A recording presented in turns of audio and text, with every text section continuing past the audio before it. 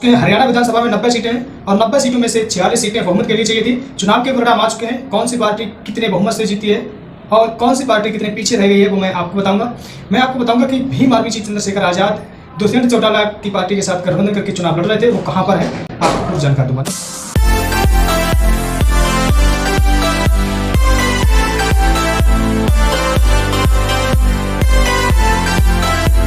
नमस्कार दोस्तों, मैं पवन पेरियार और आप देख रहे हैं बहुजन आवाज। बने रहिए साथ बहुजन समाज से जुड़े खबर पाने के लिए। साथियों, दरअसल आपको बता दूं, जिस प्रकार से हरियाणा में दोपहर 12 बजे तक कांग्रेस का माहौल चला, उस माहौल को देखकर ऐसा लगता था कि बीजेपी को कांग्रेस ने घुटने टिका दिए हैं, लेकिन ऐसा नहीं हो सका।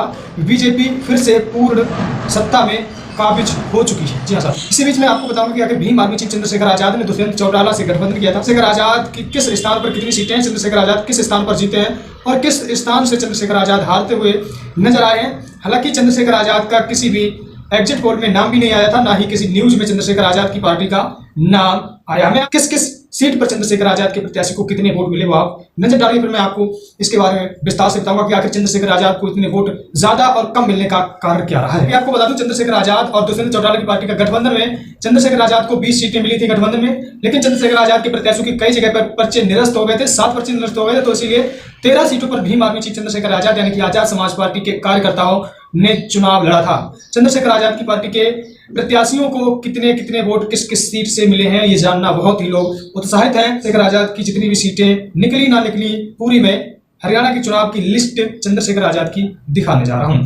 आप देखिए, हालांकि बीजेपी को 48 सीटें मिली हैं और एलडी को 2 सीटें और अन्य के खाते में 3 सीटें गई हरियाणा में। चंद्रशेखर आजाद को लगा बड़ा झटका, कई सीटों पर 500 वोट भी नहीं पा सके कैंडिडेट। यानी कि चंद्रशेखर आजाद आजाद समाज पार्टी के प्रत्याशियों को बहुत बड़ा झटका लगा है। कई जगह ऐसी सीटें हैं जहां पर चंद्रशेखर आजाद के प्रत्याशी 500 वोट भी नहीं पा सके हैं। पारुल नागपाल अंबाला सिटी से हैं, ये 2423 वोटों से तीसरे नंबर पर आए हैं। अशोक कुमार जगधारी विधानसभा से हैं, 2684 वोटों से 5वें नंबर पर हैं। करम सिंह नीलोखेड़ी से ये 387 वोट 8वें नंबर पर हैं। राजेश सोनीपत से हैं, 227 वोट 7वें नंबर पर हैं। शशि कुमार महेंद्रगढ़ से 464 वोट 9वें नंबर पर हैं।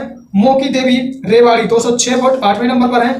विनेश गुज्जर सोहना विधानसभा से हैं, ये हैं 240 वोट 7वें नंबर पर हैं। अत्ताहुल्ला बुहाना विधानसभा से ये 829 वोट 5वें स्थान पर हैं। हरित कुमार पलवल विधानसभा से इनको मिले हैं 2578 वोट 30वें नंबर पर हैं। गिरिराज जटोला को पृथला विधानसभा से 270 वोट मिले 12वें नंबर पर हैं। सोहेल सरोड़ा से हैं, इनको 4464 वोट मिले हैं, 4थे स्थान पर हैं। मनदीप रादौर से हैं, इनको 2959 वोट मिले हैं।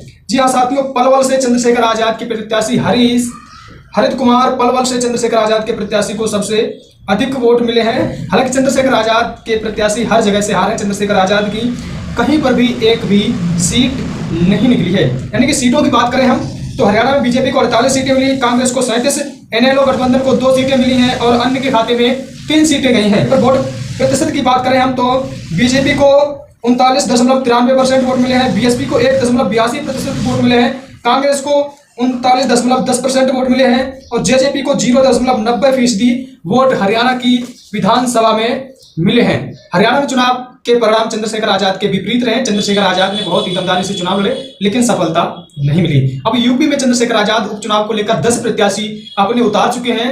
अब यूपी के चुनाव को लेकर देखेंगे कि आखिर क्या परिणाम चंद्रशेखर आजाद के पक्ष में आते हैं या चंद्रशेखर आजाद के विपक्ष में चुनाव परिणाम निकलते हैं। खैर, इस खबर पर आपकी क्या प्रतिक्रिया, अपनी महत्वपूर्ण प्रतिक्रिया जरूर जो दीजिए नेक्स्ट वीडियो में। तब तक के लिए जय हिंद, धन्यवाद।